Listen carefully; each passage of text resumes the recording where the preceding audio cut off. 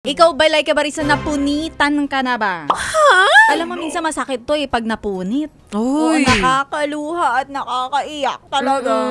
Lalo na kapag medyo dry. Naranasan ko to pero hindi naman umabot sa puntong napunit siya.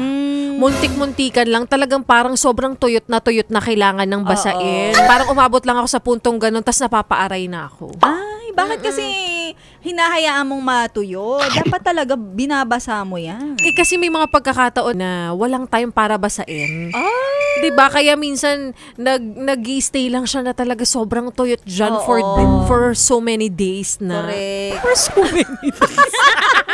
May makakilala ko na talagang nanunuyo tapos namumula. Nasusugatan na. Talagang, alam mo yung nakatulala na lang sila sa sobrang sakit. Bakit nila tinitiis? Ewan ko ba? Minsan nga ako na lang sabihin ko, meron akong solusyon dyan. Gusto mo ba? Oo. Hindi pa sa akin nangyayari yan, pero sana wag. Kasi lagi naman akong basa.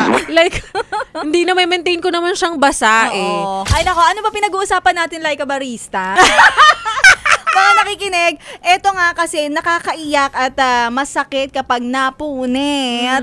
Lalo na kung tuyong-tuyo na ang inyong contact lens. Alam mo, ang tagal na panahon kasi na nang hindi na ako nagsusuot ng contact lens. Kasi dun nga, sobrang takot ako na makatulugan ko siya. Sobrang takot ako na hindi ko maalagaan yung sarili ko sa pagsusuot nito. Correct. Ayan. Ikaw ba naranasan mo na mag-contact lens naman? Oo naman. Dull eyes.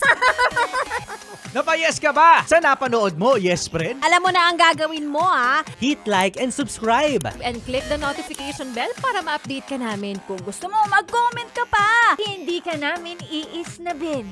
Go, yes, friend!